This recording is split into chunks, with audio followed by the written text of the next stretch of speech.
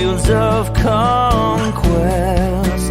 Thy tents shall be our home through days of preparation. Thy grace has made us strong, and now, O King eternal, we lift our battle song. So lead on, King of heaven, my light and my salvation. Your faithfulness endures. Oh, lead on, lead us to your kingdom, through joy or tribulation. We follow you alone.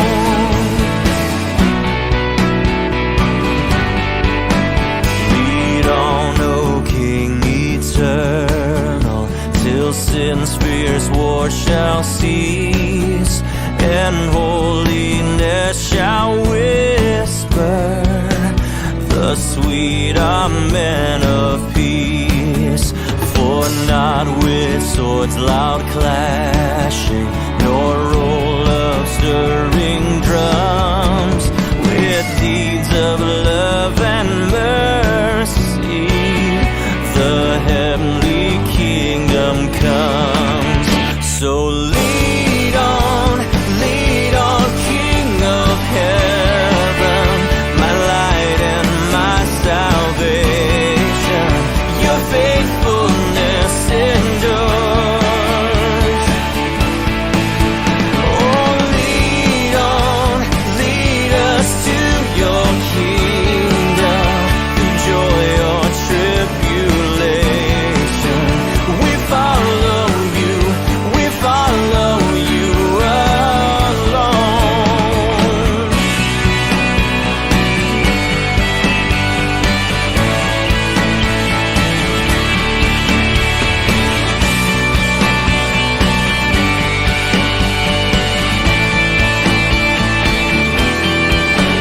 Lead on, O King eternal, we follow not with fears, for gladness breaks the morning. Where'er thy face appears, thy cross is lifted o'er us. We journey in its light, the crown awaits the conquest. Lead on, O God of might. So lead on, King of heaven, my light and my salvation. Your faithfulness endures. Oh, lead on, lead us to your kingdom, through joy or tribulation. We follow you alone.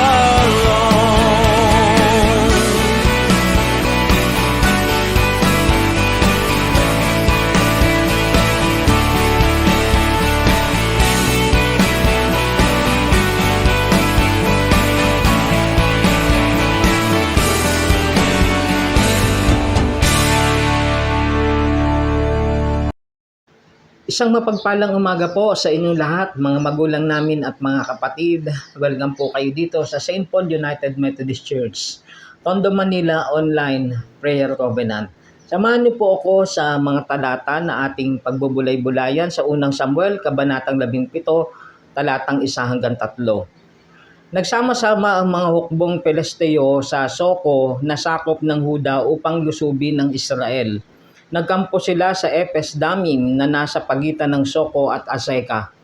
Si Saul naman at ang mga Israelita ay nagkampo sa may libis ng Ela, at doon naghanda sila sa pakikipaglaban sa mga Pelesteo. Magkaharap ang dalawang pangkat, ang mga Pelesteo ay nasa isang burol, at nasa kabila naman ang mga Israelita, isang libis ang nakapagitan sa kanila. Very familiar po sa atin ang kwento tungkol kay David at kay Goliath. Ito pong mga naunang talata na ating binasa, ito po ay paghahanda at may mga binanggit po ng mga lugar sa pagitan o lugar kung nasaan ang mga Pelisteo at ang mga Israelita. At naroon din po si Saul na kanilang hari, na kung saan ay nahaharap po sila sa isang labanan. Na kung saan ang mga pangkat o ang dalawang pangkat na ito, ang Pelisteo at ang mga Israelita, maaaring sila ay nakamatyag, naghihintay, o inaalam kung ano po yung maaaring mangyari. Pero merong labanan na maaaring mangyari anytime. Dito po sa kwento po na ito. Although, alam po natin at very familiar po tayo tungkol sa kwento ni David at ni Goliath.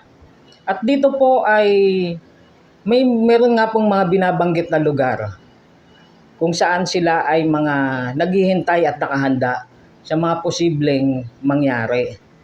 Bago po ang isang labanan, meron po munang mga nangyayari, balitaan, inaalam muna kung ano kalagayan ng mga pangkat at gaano kalakas ang kalaban o kung gaano kahina ang kalaban at kung anong mga strategy ang pwede pong gawin kung sakaling matutuloy na ang isang digmaan o labanan. Tayo po sa ating spiritual na buhay, meron pong mga sintomas. Yan, mga sintomas po bago po mangyari ang isang hindi po inaasahan na mangyayari sa buhay natin. Halimbawa, sa mga panahon po na nanlalamig sa pananampalataya ang isang tao sa kanyang spiritual life, ay meron pong mga sintomas muna. Katulad po ng tinatamad ng magbasa ng Biblia, tinatamad ng mag-devotion, o tinatamad ng manalangin. At nagtutuloy-tuloy na po ito hanggang sa wala ng gana, o nanlalamig na, tinatamad ng magsimba, o nanlalamig na sa paglilingkod sa Panginoon. May mga sintomas po yan na bago po mangyari.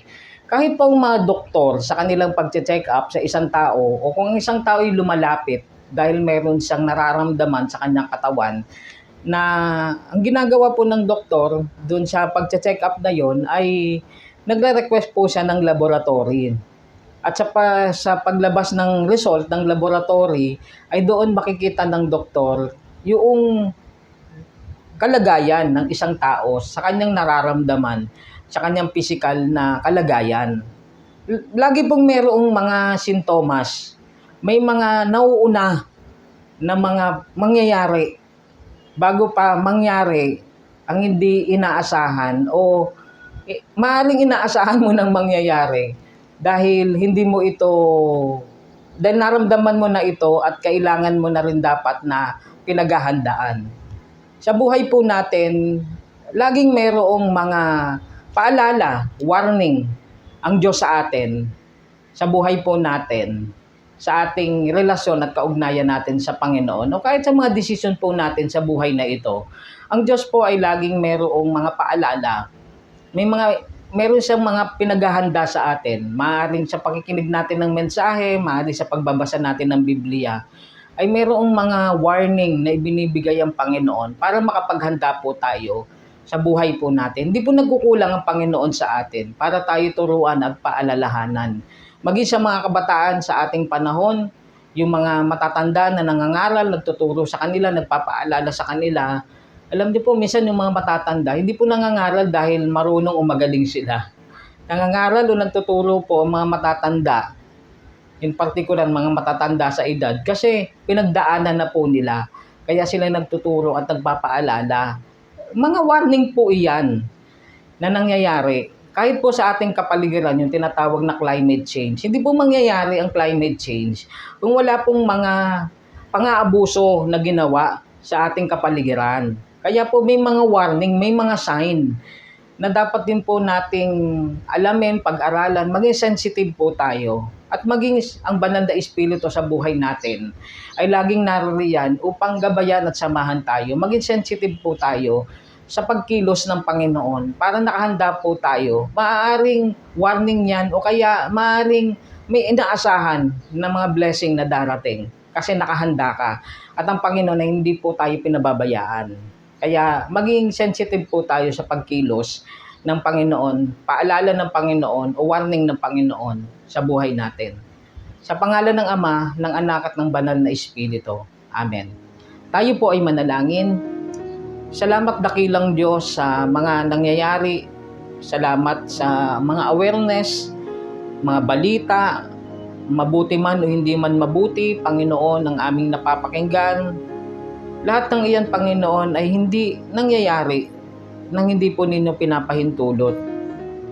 At salamat po, Panginoon, sa pamamagitan ng Biblia, sa pamamagitan ng mensahe ng tao, sa pamamagitan ng banal mong Espiritu na gumagabay, sumasama, at kumakalinga sa amin, Panginoon, upang maging bukas po kami na makinig, upang makapaghanda, upang makita po namin yung dapat pong gawin, Panginoon, sa aming mga personal na buhay. O Diyos, salamat po sa pagmamahal at pagmamalasakit mo sa amin. Pagpalain mo sila na nakikinig ngayon, katagpuin mo ang kanilang pangangailangan sa araw na ito, O Diyos. Salamat sa pag-iingat, paggabay at pagpapala, minsan pa sa panibagong araw. Bayan kami ng banal mong Espiritu, Panginoon, at patuloy mo kaming pagpalain, O Diyos, sa aming mga pangarap, mga plano bilang pamilya at bilang inyong mga anak, Panginoon. Binabalik po namin sa inyo, O Diyos, ang pinakamataas na papuri, pagsamba at pagpapasalamat. Alang-alang kay Jesus na aming Diyos, ito pong aming panalangin. Amen at amen.